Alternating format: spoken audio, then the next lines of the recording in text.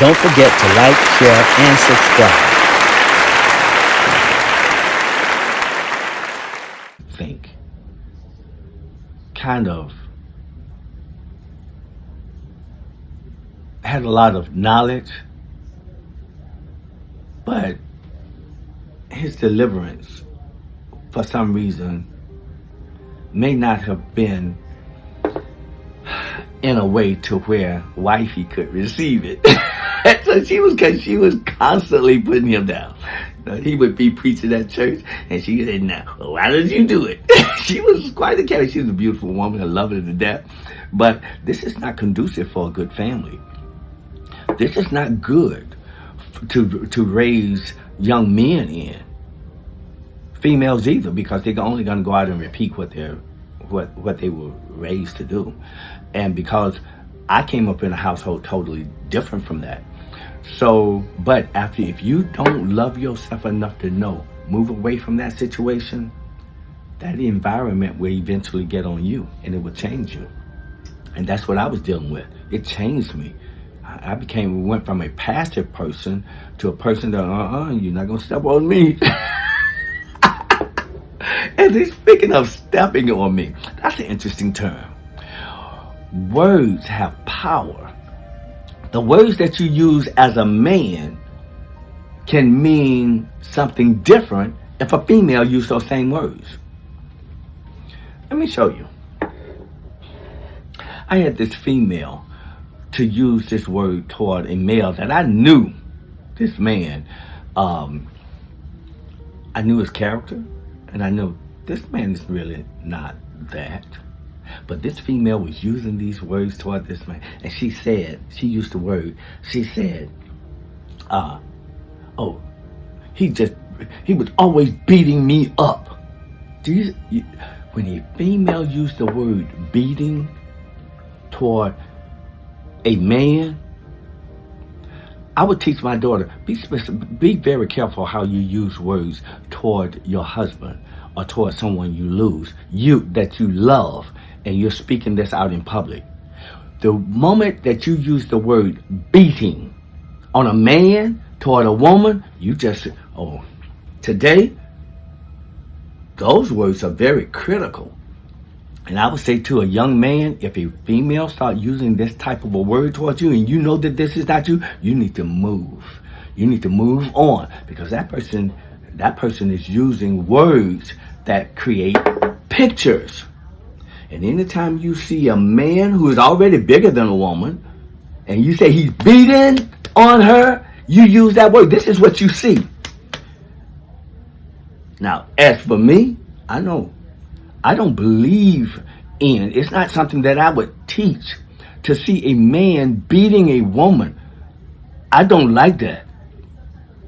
And if you allow a woman to stay in the company of a woman that uses words that loosely about you, and you know that this is not you, you need to get out of that situation, because she doesn't understand the power of her words.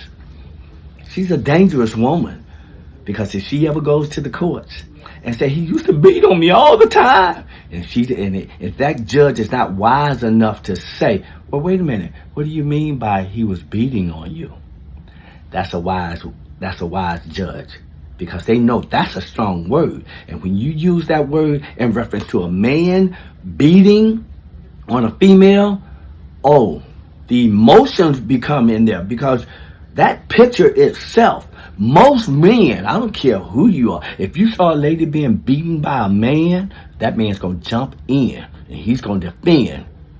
And the woman, and then you find out later, I was just talking about beating, he beat me with his words.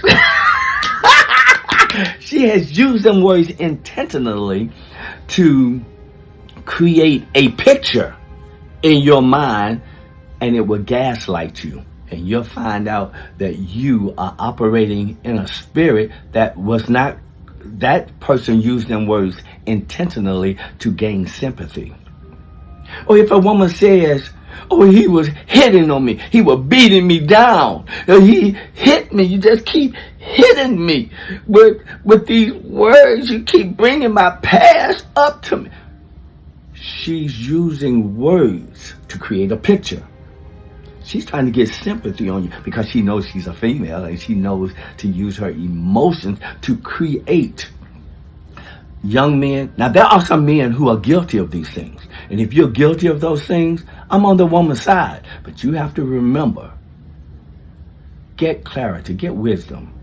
I remember this woman used to say that her husband was so abusive. And now we know, I won't say psychologically and as far as relationship, there is such thing as abuse that you can use.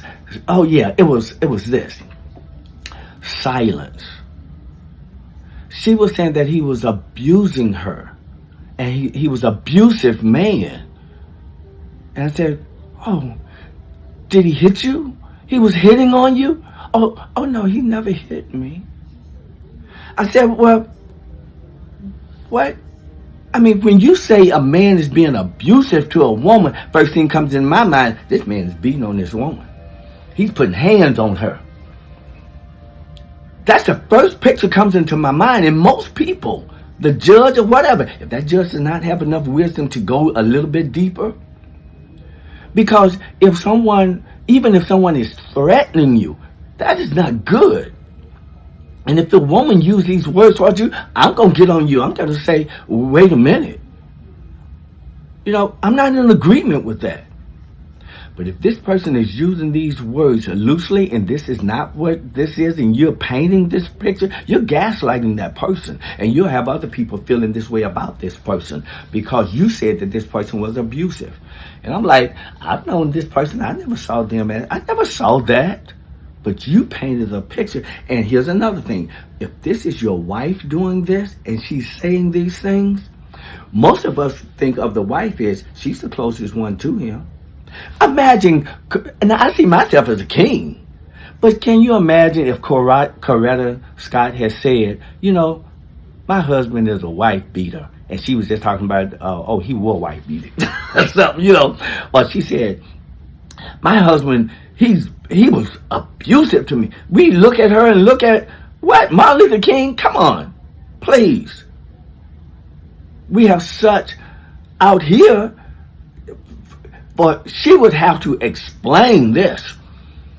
She would have to explain this.